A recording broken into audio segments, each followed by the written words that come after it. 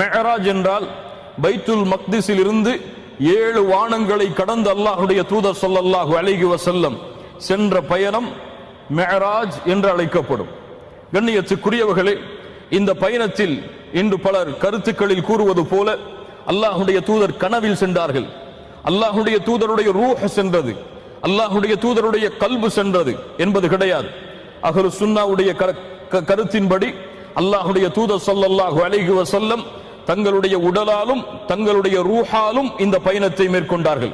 இந்த இஸ்ராவுடைய பயணம் எப்போது நடந்தது என்பதில் அறிஞர்கள் மத்தியில் பல கருத்து வேறுபாடுகள் இருக்கிறது. சிலர் ரபியுல் அவ்வல் மாதத்தில் என்று, சிலர் ரஜபுடைய மாதத்தில் என்று, இன்னும் பலர் ஹிஜ்ரத்துடைய பயணத்திற்கு முன்னால் ஆண்டில் என்று, இன்னும் பலர் அல்லாஹ்வுடைய தூதர் ஸல்லல்லாஹு அலைஹி வஸல்லம் அவர்கள் மதீனாவிற்கு செல்லக்கூடிய ஆண்டிற்கு 2 ஆண்டுகளுக்கு முன்னால் என்று, இப்படி பல கருத்து வேறுபாடுகள் இருக்கிறது. அல்லாஹ் ஒருவன் தான் அது எப்போது நடந்தது என்பதை அறிந்தவன்.